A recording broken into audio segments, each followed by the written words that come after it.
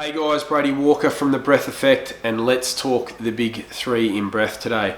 I'm always on about this stuff. It's such a pivotal thing in human function.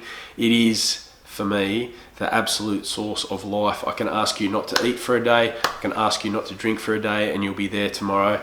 Ask you to hold your breath for a minute, and we will struggle, we'll battle, we'll feel cramped up, pent up, the systems start to go into overload. It is, without a shadow of a doubt, the number one in human function. Number one for me, guys, is the nasal breath. You must be a nose breather. If you're breathing through the mouth, you are breathing into stress, and you will find that in your systems. You will find that a mouth breath promotes more of an upright breath rather than a beautiful belly and diaphragmatic breath. It's hard to breathe through the nose and breathe high. It is a stress indicator, meaning that we're spending more time in the breath influencing the sympathetic nervous system, the part of the autonomic nervous system that sees us in a fight and flight, a heightened state, more of a stressed state. We need to get out of it. Number one, nasal breath. There's a million things happening, but that's all I'm going to say about it. Number two, and a natural progression from the nasal breath, is the belly breath, the diaphragm being activated, and we start to move the belly away from the spine on the inhale, and on the exhale it moves back towards the spine.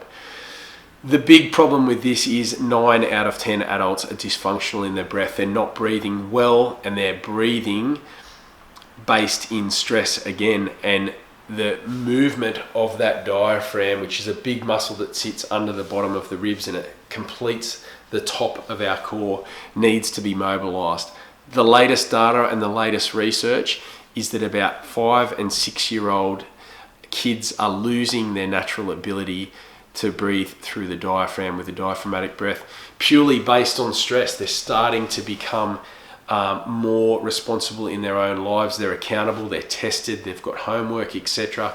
They're starting to become more involved with the dynamic of their own peers, and it creates a nervous system stress. They're spending more time in sympathetic nervous system, and we're losing and moving away from that natural diaphragmatic action in the breath. So number three is to feel more and think less. We're so stuck in our heads. We think we're chasing mindfulness. We try to chase a presence in our life and a connection, and we are stuck in the doing all the time. And I'm asking you to stop. I'm asking you to feel more, and I'm asking you to create a space for yourself with permissions and acceptance, just to be with the breath, to be with yourself, and to understand the power of that connection within yourself.